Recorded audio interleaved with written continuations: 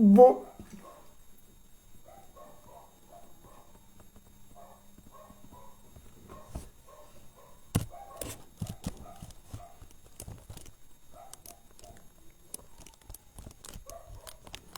Boa noite.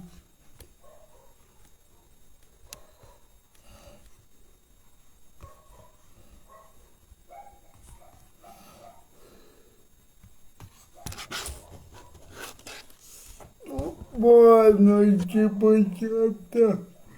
Estamos começando mais uma live aqui na economia executiva.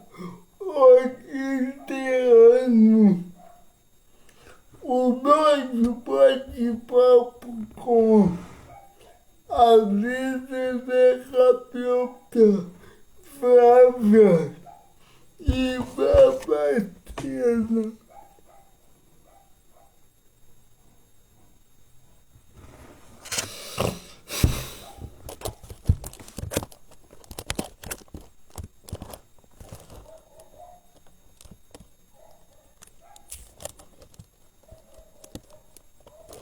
Boa noite, gente. Boa noite. Nossa, eu hoje a nossa conversa vai ser com a fisioterapeuta, com a fisioterapeuta Flávia. Hoje aqui eu vou começar o bate-papo que vai acontecer toda a segunda-feira aqui na Economia Executiva. É o bate-papo de tira dúvida sobre deficiência em geral.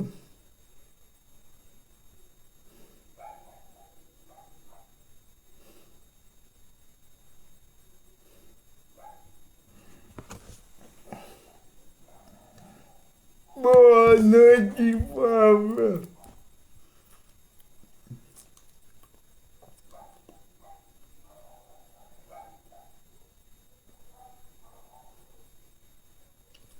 Boa noite, Ayane.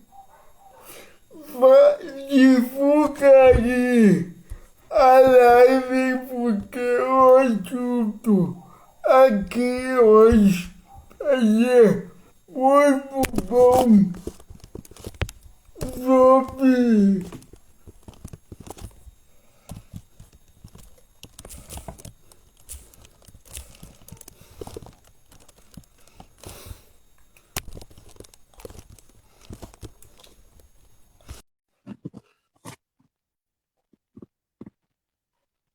com a Flávia. Ele comigo. Oi, Titi, boa noite. Boa noite, Bem? tudo bem? Para todo mundo no Instagram. Meu, essa é a Flávia. Fisioterapeuta. Nós conhecemos na rede JS. Isso mesmo.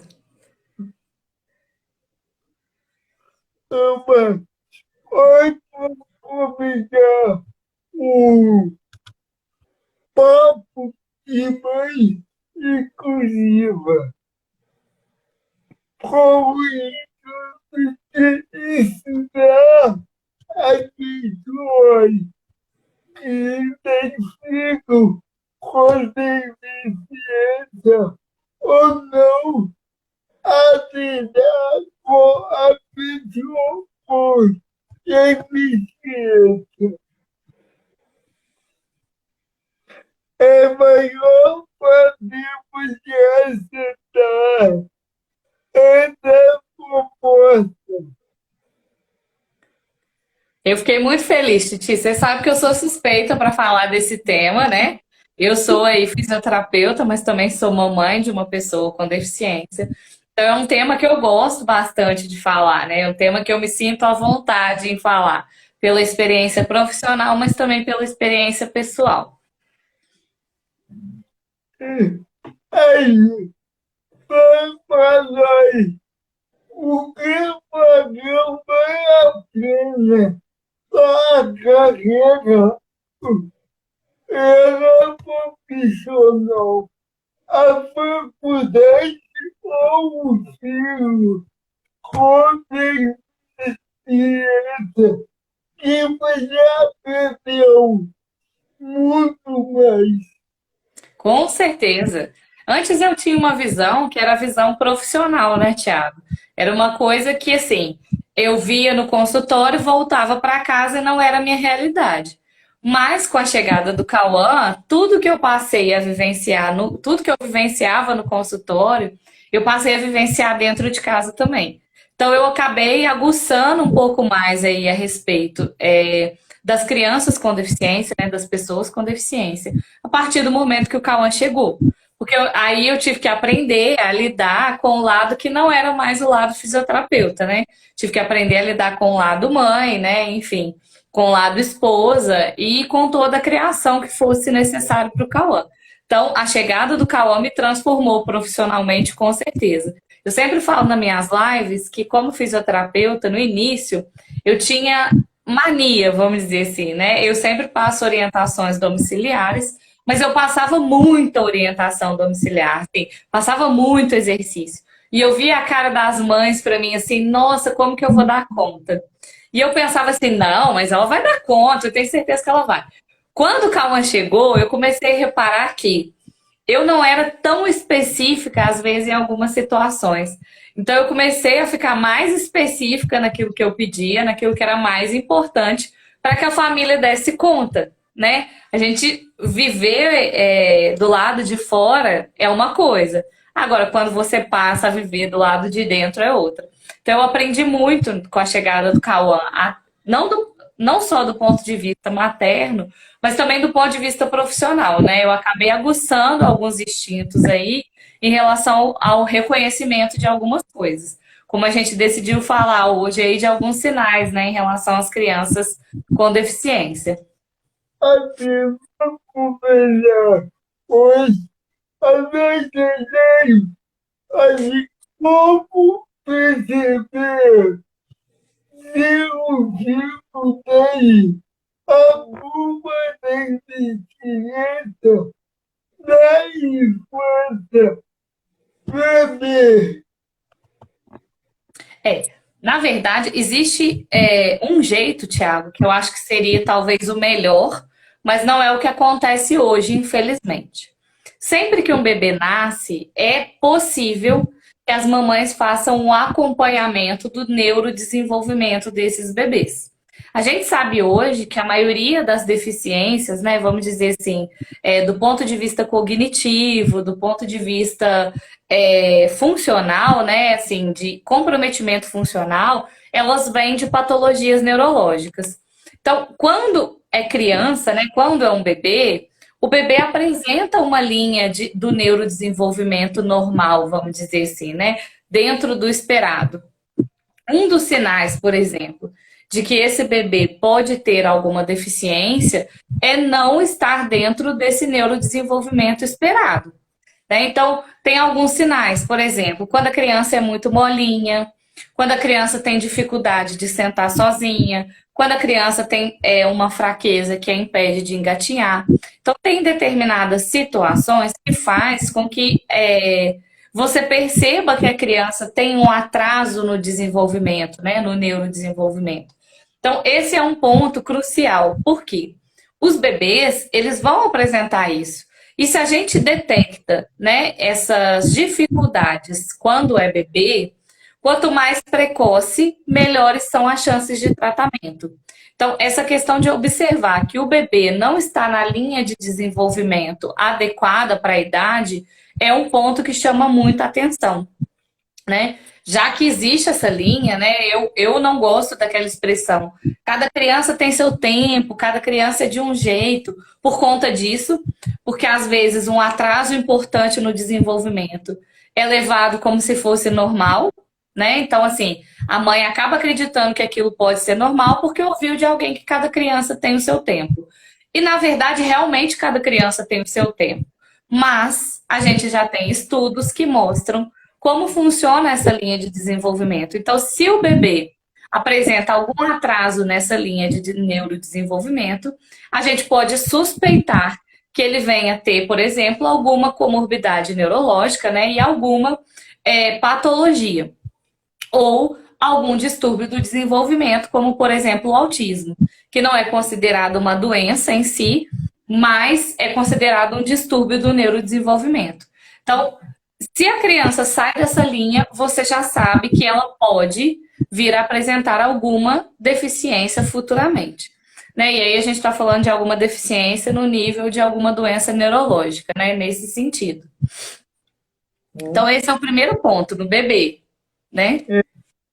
E porque é que eu ouvi falar que meu filho está falando é normal. Como é que Eu é, Titi? ouvi falar, gente, meu filho está andando, está falando direito, é normal. É, Nada a ver, tem uma deficiência intelectual. A fala, ela é uma grande aliada no desenvolvimento, né, e no diagnóstico das patologias. Uma fala diz muito para a gente. Então, por exemplo, hoje tem patologias em que a gente sabe que uma das características é o distúrbio na fala, né? Então, o próprio autismo, né, é um distúrbio de neurodesenvolvimento. Você percebe que as crianças têm esse problema na fala, né? Se eu tiver entendido corretamente sua pergunta, acho que era relacionado a isso, né? Tem crianças que não desenvolvem a fala, né? Você espera ali perto de 1, 2 anos que a criança comece, né, com as palavras, depois com as frases e tudo, você observa que a criança não começa. Então, do ponto de vista neurológico, você já sabe que uma criança que chega perto dessa idade e não está falando, que alguma coisa no neurodesenvolvimento não está adequado. Então, o não falar é uma característica que chama atenção para uma criança com uma possível deficiência ou um distúrbio do neurodesenvolvimento, né? A fala, ela é uma função, né? A gente tem a função de falar. Então, quando uma pessoa apresenta ou uma afasia, né? A gente tem afasias diferentes. Afasias, por exemplo, de pessoas que não conseguem falar porque não conseguem articular as palavras. E a gente tem a afasia de pessoas que não conseguem entender e interpretar para poderem se expressar. Então, tem gente que não consegue pela questão articular mesmo, de não conseguir falar, e tem pessoas que, pela ausência da compreensão, não conseguem se comunicar. Minha filha tem 9 anos e não fala. A gente já conhece, né? A Fabiana tem uma menina maravilhosa, linda, que tem autismo, né, Fabiana? O diagnóstico dela foi o diagnóstico de autismo, né? Então, isso é uma característica. Apesar de que a gente tem que tomar cuidado em algumas situações. Como, por exemplo, as pessoas que relacionam que os autistas não falam, né? É uma característica, sim, do autismo, principalmente nos níveis moderado e severo, da criança não falar. Mas não é a única característica. Então, por exemplo, quem conhece o meu filho sabe que ele é um tagarela. Ele não para de falar, mas ele também tem o diagnóstico de autismo. Então, a gente tem que tomar cuidado, que existem os sinais, mas o diagnóstico ele vai depender de muitas situações. Então, o fato de não falar é sim uma suspeita, né, de que a criança possa sim ter alguma deficiência. E aí, qual é o primeiro passo aonde eu vou, depois experimentei e tem alguma coisa com o bebê, aonde eu vou. Então, o ideal, Tiago, era que a consulta fosse feita imediatamente com o neuropediatra, né? Um profissional da pediatria pode, às vezes, não perceber. Então, um neuropediatra seria o ideal. Mas hoje, com a divulgação, com as especializações, a gente tem muitos profissionais com excelência aí na área da pediatria que já suspeitam. Então, muitas patologias, elas podem ser diagnosticadas nos exames, né? O exame do pezinho, o exame da orelhinha, enfim. Nesses exames, e aí o pediatra vai ser o primeiro a perceber. Agora, é, muitas pessoas acreditam que precisam de um encaminhamento, por exemplo, para ir no fisioterapeuta. Uma das coisas que eu mais bato, né, na tecla no meu Instagram é que os pais que se sentirem inseguros podem procurar diretamente um fisioterapeuta para fazer essa avaliação também. A gente vai fechar o diagnóstico de alguma patologia? Não. Mas a gente pode observar as características que levam a crer que essa criança pode ter uma deficiência. Então, isso já aconteceu comigo, de às vezes o pediatra encaminhar para mim, para que eu pudesse, através da minha avaliação, responder o encaminhamento. Porque às vezes a avaliação do pediatra ela envolve muitas coisas. E a avaliação do fisioterapeuta vai estar focada nessa questão da funcionalidade. Então, se a gente observar que tem um atraso no neurodesenvolvimento, um atraso na fala, um atraso na função, nós vamos ser um dos profissionais que sim podemos fazer o encaminhamento. Então, assim, você percebeu, você está com dúvida, a melhor situação é você levar ao pediatra e questioná-lo, né? Caso ele não, você não se sinta seguro com a resposta, enfim, você pode procurar um neuropediatra. Agora, nada impede de ir num fisioterapeuta neurofuncional, um fisioterapeuta que trabalhe com a neurologia, com o neurodesenvolvimento, porque a gente também vai perceber essas características. Agora, o diagnóstico, ele vai ser fechado ou pela pediatra ou pelo neuropediatra, ou, dependendo da idade da criança, por um neurologista. No caso do meu filho, né, o Cauã fez o diagnóstico já diretamente com o neurologista. Então, quando ele fechou o diagnóstico de autismo, ele já tinha 9 anos. Então, ele fechou direto no neurologista.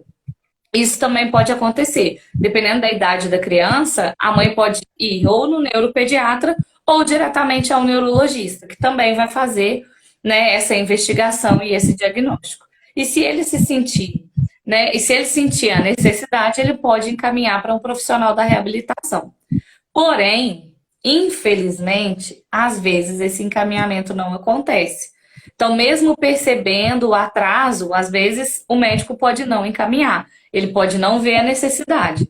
E aí que vem a importância da família, né, e dos pais entenderem que a fisioterapia é o profissional de primeiro contato e que a gente não precisa de um encaminhamento. Eu estou acompanhando um bebezinho que a mamãe me achou no Instagram, levou no meu consultório porque ela estava muito preocupada, que ela tinha visto na internet uma determinada característica e ela estava observando no bebezinho dela. E ela estava muito preocupada e ela marcou diretamente comigo a consulta, né? E eu conversei muito com ela, esclareci. Então, assim, o fisioterapeuta também pode auxiliar muito nesse sentido, né? De você tirar a dúvida em relação a determinadas características, já que muitas patologias neurológicas a gente observa. Então, as pessoas que não conhecem, né, e não passaram por uma avaliação da neurofuncional, né, com as crianças, que é o foco do que a gente está conversando hoje, durante a avaliação a gente testa os reflexos, né, os reflexos primitivos, os reflexos que vão desaparecendo à medida que o movimento começa a aparecer. Então, quando o bebê começa a movimentar de maneira voluntária, alguns reflexos começam a sumir. Então, durante a avaliação, durante o acompanhamento, a gente vai percebendo isso. Quando a criança começa a apresentar determinados reflexos, quando eles começam a desaparecer, se isso está dentro do esperado ou não, né? Se isso já está permitindo que a criança se desenvolva da maneira correta. Então, a gente vai baseando a avaliação fisioterapêutica nisso. E aí a gente vai percebendo, opa, isso está adequado e isso não está. Então, às vezes, é claro que um sinal não significa o diagnóstico de uma deficiência. Às vezes a criança pode ter uma dificuldade e, enfim, com o tratamento ela ser, né, equilibrada, vamos dizer assim, voltar para a linha do desenvolvimento normal. Mas às vezes pode ser que não aconteça. Né, eu acompanhei uma bebezinha que chegou para mim porque a pediatra pediu, falou que estava preocupada porque a bebezinha não estava, né, dentro da linha do neurodesenvolvimento. E quando a gente começou a avaliação, eu falei com a mamãe, eu falei, olha, eu acho que agora a gente precisa de um neuropediatra. Eu estou suspeitando, né, que ela está com atraso em tais pontos. Acho que isso precisa de avaliação. E foi através do meu encaminhamento que a bebezinha fechou o diagnóstico. Então, nem sempre vai partir do médico. Pode partir de outro profissional. A questão é, na maioria das vezes, as mamães têm aquelas consultas, né, do puerpério, aquelas consultas de acompanhamento do bebê, enfim. E às vezes o primeiro profissional do contato é o pediatra, mas não necessariamente tem que ser. Percebendo o atraso do desenvolvimento, a mamãe pode procurar um fisioterapeuta também. Yeah. E é o que nós é positivo. Muita gente fala, meu mundo caiu. Caiu na chance. O que você tem para esses pais? Criança que acabou o mundo. Olha só, na verdade, Tiago, eu vou te ser bem sincera, a gente sempre recebe as crianças nesse momento. Porque assim que fecha o diagnóstico de alguma patologia neurofuncional, os papais são encaminhados, né, com as crianças para fisioterapia. E eu falo com todo mundo que o diagnóstico, ele não é um atestado de óbito. E isso faz muita diferença, porque se as pessoas verem o diagnóstico como um ponto final, vamos dizer assim, agora acabou, agora não tem o que fazer, vai ficar realmente muito difícil. Eu posso falar pela minha experiência. Quando o Cauã recebeu o diagnóstico correto, a vida dele mudou, mas mudou para melhor. Porque quem não sabe o que tratar, não trata nada. Agora, quem tem o diagnóstico correto, fechado, e recebe o tratamento correto, aí as coisas começam a mudar. Então, o Cauã ele tinha um excelente tratamento antes do diagnóstico de autismo. Mas à medida que a gente descobriu esse distúrbio do desenvolvimento dele e correu atrás, ele melhorou muito mais. Então, o diagnóstico ele não é um ponto final, ele é um ponto de partida. Né? Ele é uma oportunidade de dar ao filho, de dar à criança o tratamento correto, o tratamento que é melhor. Então, eu não sou uma profissional que foca no ruim, né? Eu não gosto de focar no diagnóstico, na limitação, muito pelo contrário. Eu sempre levo os pais a observarem a potencialidade da criança. Então, por exemplo, meu filho, ele tem infinitos pontos positivos. Ele tem infinitos pontos de funcionalidade extrema, de alegria, sabe? Ele é uma criança muito feliz, ele é uma criança muito carinhosa. E é isso que importa, né? Ele é uma criança que traz felicidade para as outras. Então, eu não vejo o diagnóstico, né, como um momento de o mundo cair. O meu mundo não caiu com o diagnóstico do meu filho. Pelo contrário, o meu mundo começou a ficar mais claro, mais nítido. Então, a partir de agora, a partir daquele momento, eu sabia o que fazer. Então, isso para mim é mais importante. O importante é as pessoas olharem com o olhar de oportunidade.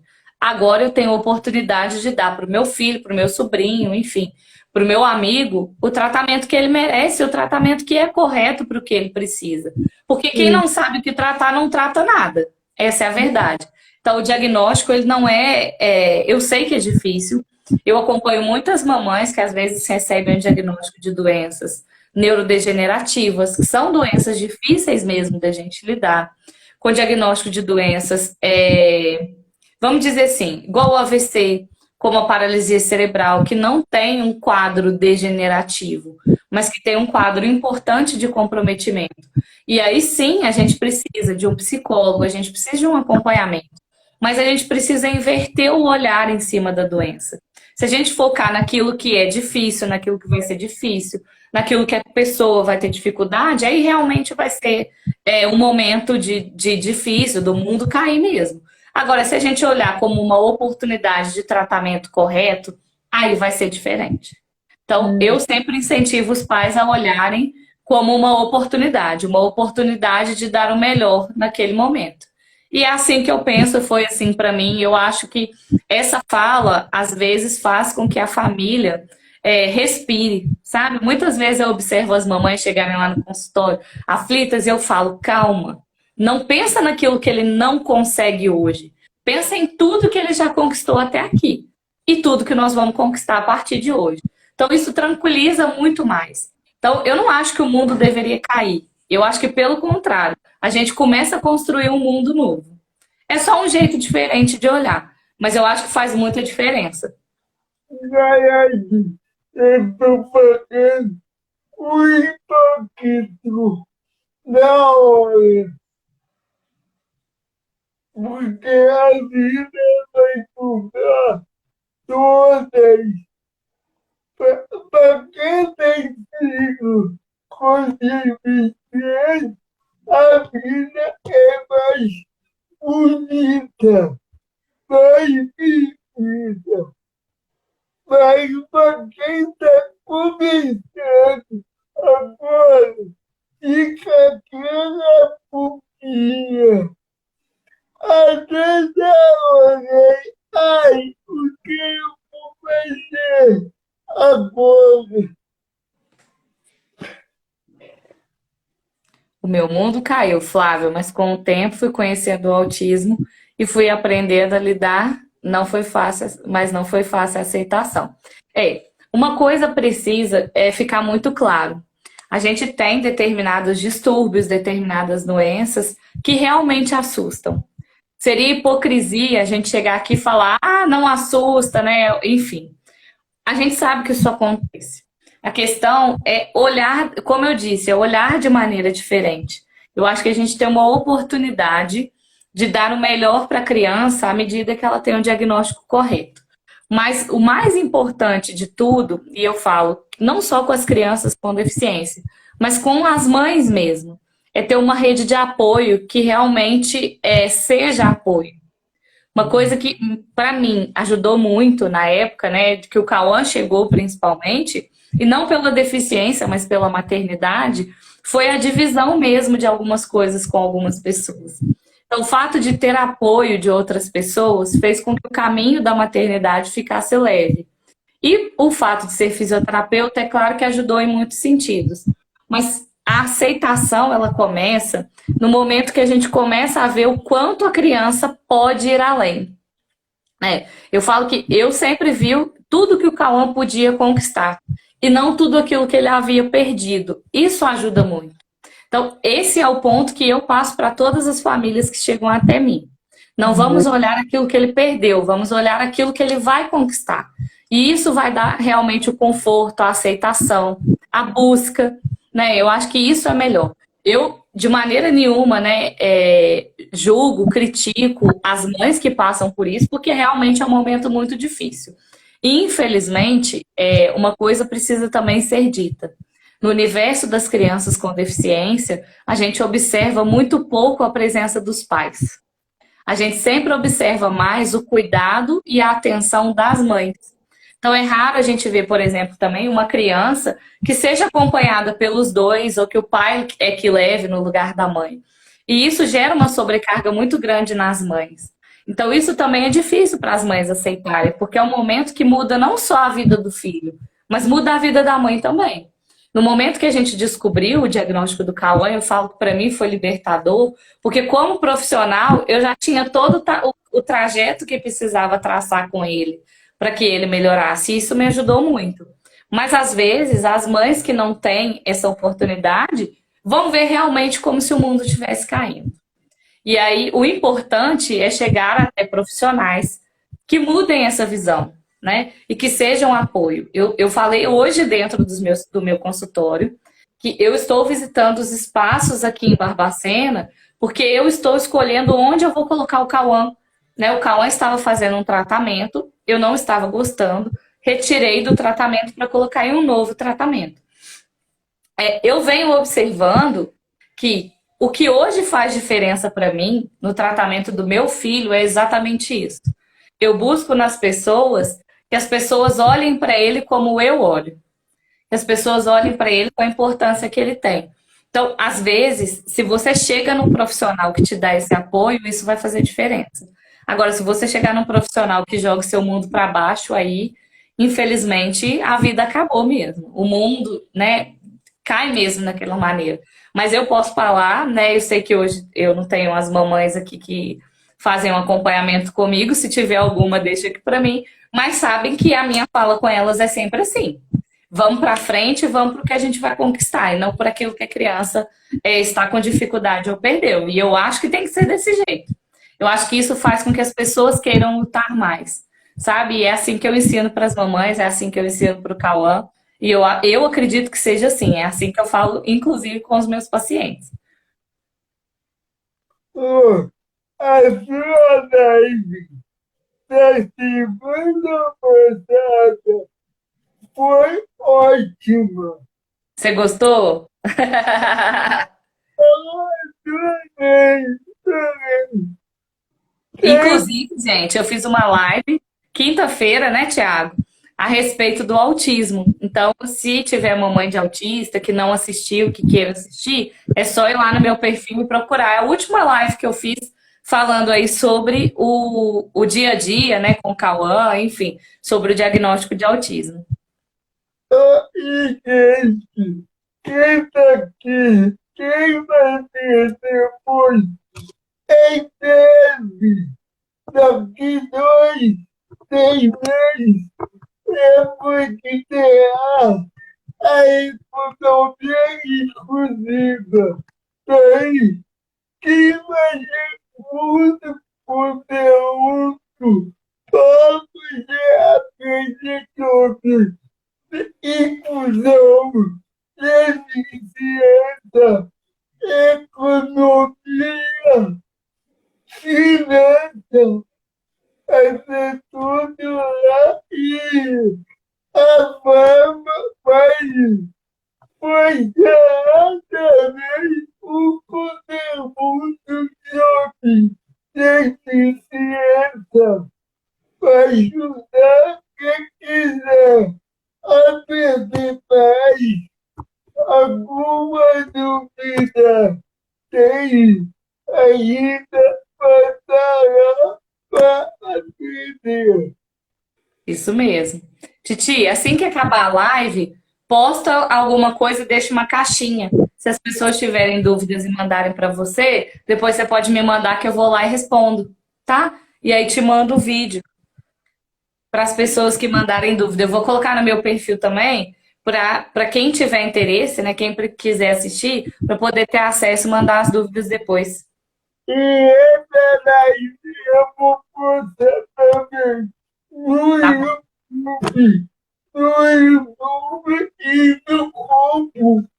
E parecia ser bom no Facebook.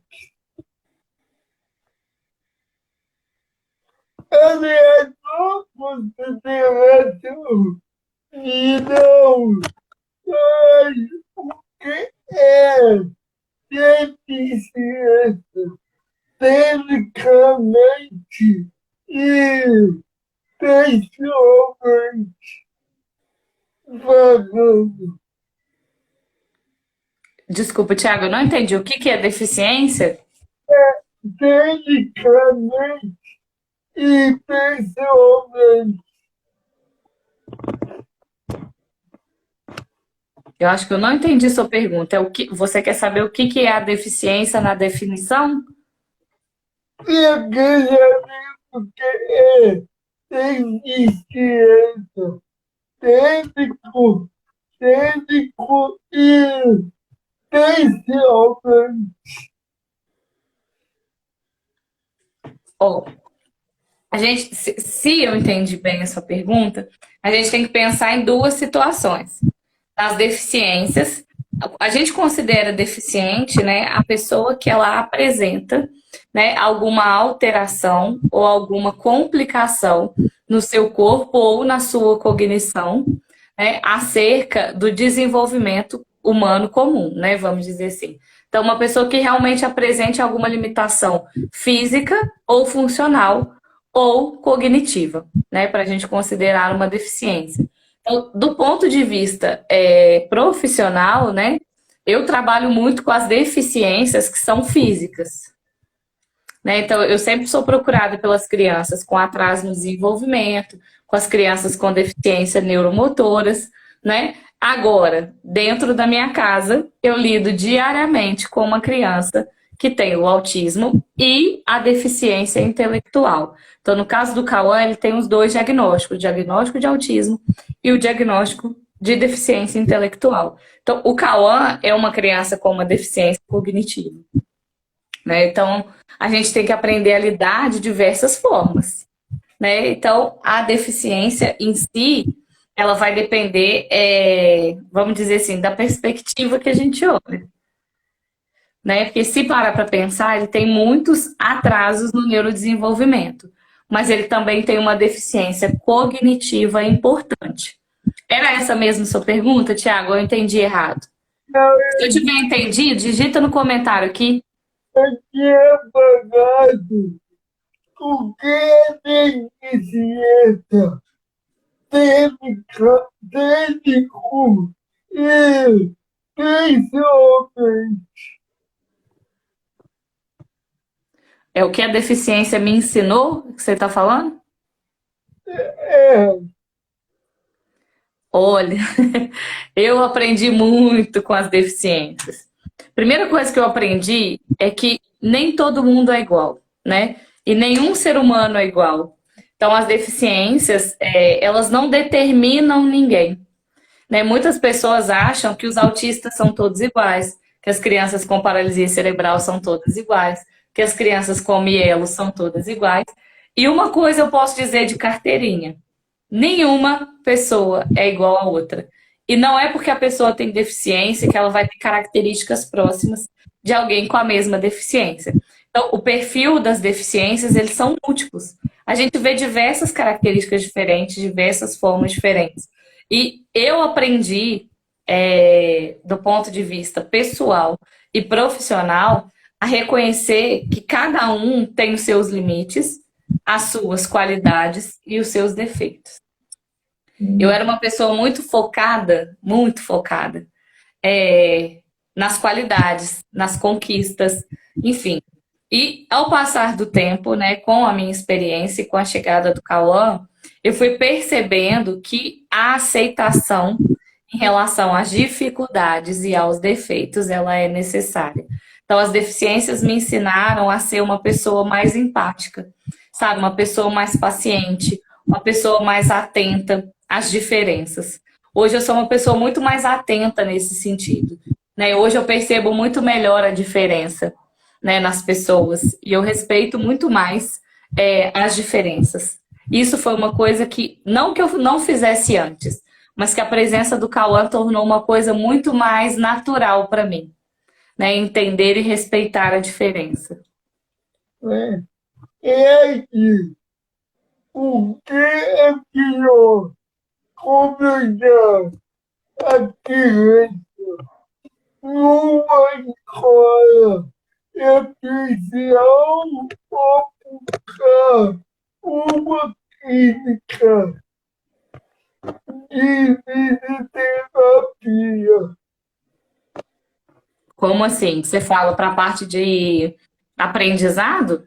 Não, para comunicar o tratamento, Ah, uma clínica ou uma instituição. olha só, Tiago, é uma pergunta muito difícil, porque assim, o que seria ideal?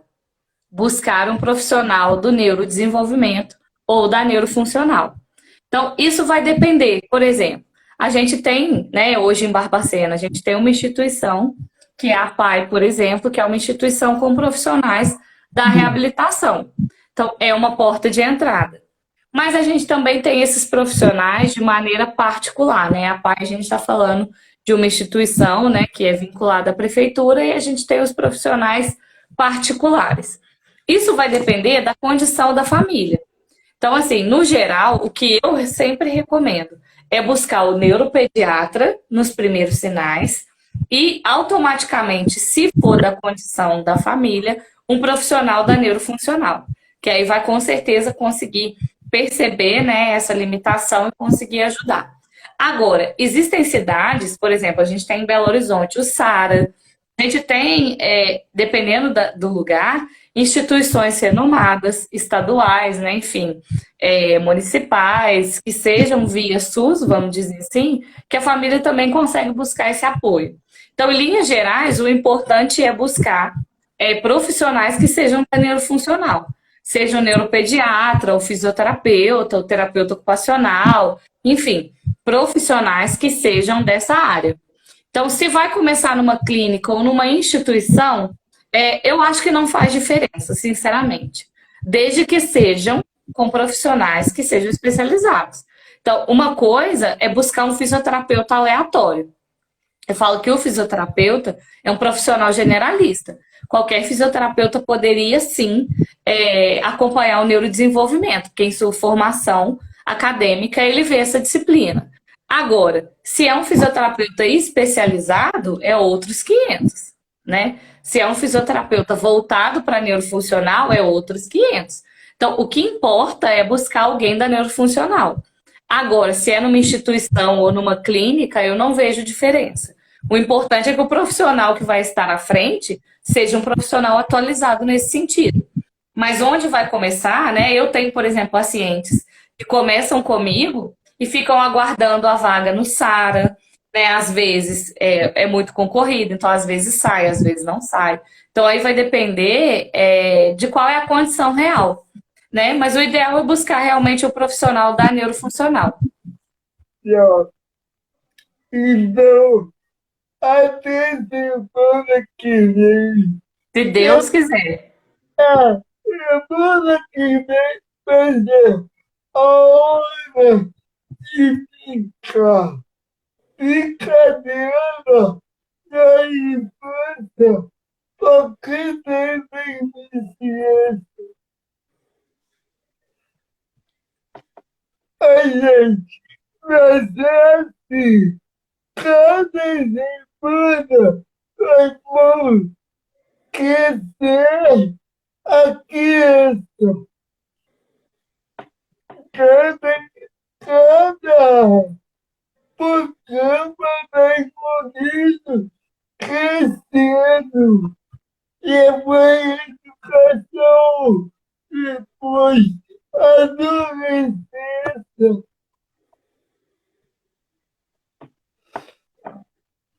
E também não perca quarta-feira, quarta-feira, às 7h30, o nosso programa com a, a Rayane, que vai fazer o programa, vai mudar a informação de saúde em geral. Até semana que vem. Até semana que vem, Thiago, se Deus quiser. Até agora na campo. Depois, pra segunda orgânica. Isso mesmo. Da gente. Até semana que vem, às 8h30. Ou depois, em toda plataforma de vídeo. Até, gente. Abraço.